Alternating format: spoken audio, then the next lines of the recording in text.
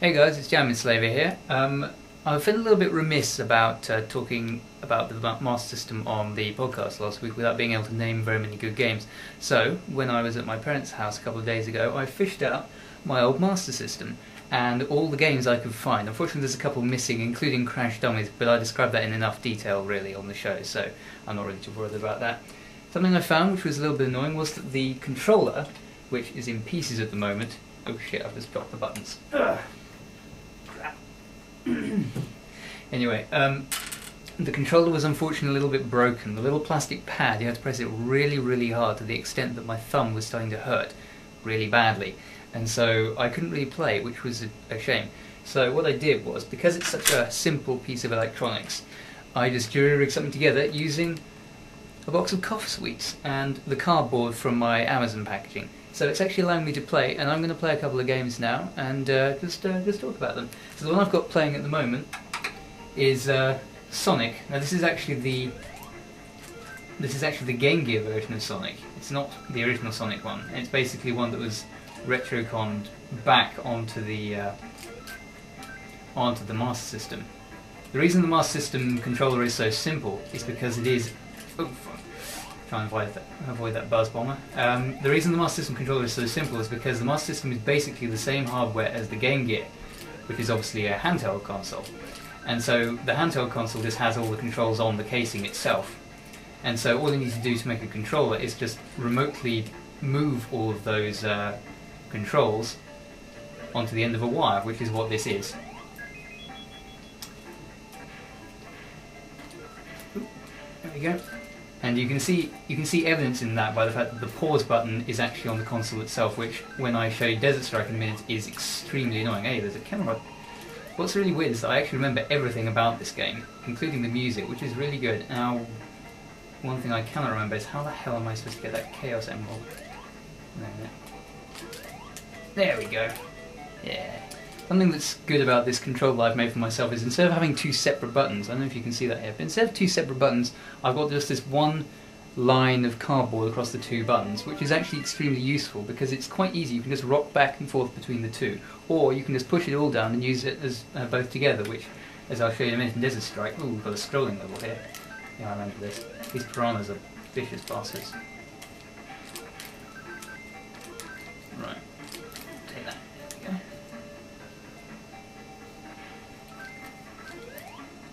This game is really awesome. Oh shit. This is one of the first games I ever actually completed. And just like in Super Mario Brothers, you have to do it all the way through in one go. You can't just pause it and save it for later.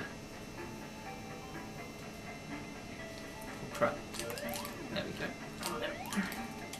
How do I get that? I'm not sure why, but for some reason all the pickups in this game are sort of TV monitors, which is kind of interesting. Sonic is actually fundamentally different. I don't know, it's the fact that Sonic has become so bad recently, people might not know this, but Sonic actually uses the rings for health. So anytime you've got rings, you can get hit once whilst you've got rings, and you lose all your rings.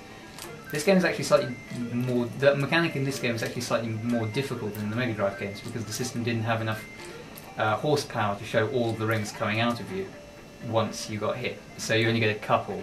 Like one or two that come out of you if you get hit, so your chances of dying again after you get a coin, especially if you fall into a spike pit or something, are actually quite high. It's actually pretty easy to die again. I'm being too greedy with these. Oh god! There we go. Alright, I'll finish this level and then I'll play something else. Yeah, thank you. It's a bit of a shame. Maybe sometime later I'll show you all the jungle levels of this game, because that's the one that people really like. I saw it on a list of the best water, or the evolution of water effects in video games, because it has some really nice waterfalls in that level. And if possible, if this game does come out on the Virtual Console, which really should happen, because it's one of the flagship titles for the system, Sonic 1, if this game does come out, I strongly urge people to go and pick it up, because it's one of the more forgotten Sonic games, and it's really very solid.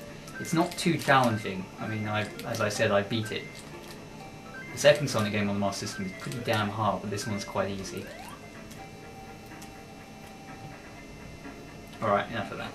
So, Desert Strike. So, people who are familiar with this, it's helicopter flying game. You probably can't see this on the camera, but the fact that this is an analog coaxial cable going into an HD TV really does show, because it's frankly really blurry and it's actually a little bit hard to look at. Alright. This is I think this is probably my favourite game on the system. I only managed to get to the 3rd level out of 4. This, yeah, I don't care. Alright, here we go. So, cool thing about this is actually, we were talking a little while ago about Body Harvest and how that was possibly one of the first free roaming games, but actually this game, free roaming, and it predates it by a number of years. Oh crap. Okay, that's a slight failure with my little cardboard bar over the boxes, is that I accidentally shot that guy with a rocket, which is obviously a bit of a waste of ammunition. Yeah, so my first mission is to destroy these little radar dome things. See the rocket on that. There we go. And you probably can't see it, but there's a little guy down here. I'm going to save him. One thing that's interesting about... Oh, damn, I'm slightly too far away. There we go. And there's another guy in green. There we go. See, this is quite annoying. In order to check my map and my status and things like that, how much health do I have? Yeah, so I've got to destroy the other radar site. Yeah, so in order to check it, you have to press the power button on the machine, which is okay in this situation, but when you're like... When I used to play this, I have... Oh crap, there's a base there. When I used to play this, I used to be sitting miles away from the thing, and so I actually had one of my brothers pressing the button for me, which was very nice of them. So I'm going to blow up these tents here. And yes, they are tents, they're not just little green blobs. Oh. Ah, you see... The thing about this game is you have to manage yourself. Ooh, crap. Ah, I just blew up that ammo crate. You have to manage yourself because you are, all the time you're flying around. There's the other. Yes, I just completed mission 1. Well, all the time you're flying around, you're burning up fuel and you're using ammo, so you really got to be careful. It's not really so important in this first mission here, but in the later levels, it's really quite a struggle to have enough ammunition. I see now my shields are a bit... It's now warning me that my shields are low, so what I'm going to do is I'm going to... Oh crap, oh god, that guy's going to shoot me. No, I'm going to pick up this guy, and then... Come on, get on the ladder, there we go. See, where's the landing site? Because if you go to the landing zone... Oh, there's one over there, that's fine. If you go to the landing zone, they'll restock you, and it's pretty cool. But they'll only let you land at the landing site if you've got guys on board. So there goes the little guy off to the landing thingy, and there goes the other guy. That's cool. So what's my next mission? I can't remember now.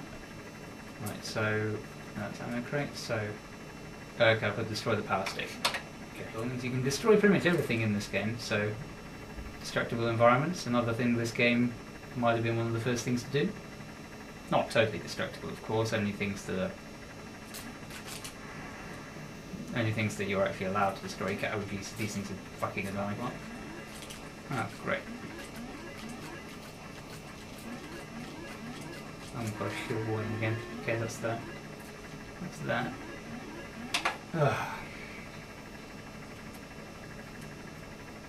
I'm going to destroy the airfields, but I need to get some more health, so I'm going to find... Ah, good, there are a couple of MIAs close to me, so I can actually use, because they're basically health pickups. There he is. Let's use you. Alright, and now I just go all the way back to the... Oh shit, don't want to crash into that rock. Oh, I'm getting another warning. I'm getting a fuel warning. Luckily there's a fuel thing over here, so I can just go and pick that up. Actually, yeah, it is warning me, yeah. I don't get a free refuel. Okay, so what do I do next? There's no music in this game, which is actually a little bit disappointing. Maybe I could have done with a bit of music. I'm gonna kill you. Oh, damn it. I keep accidentally pressing the 2 buttons at once, which makes me fire my most powerful weapon, which is obviously not ideal, because I kind of need to save them.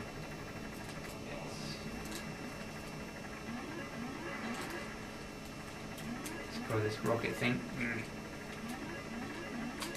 Ah,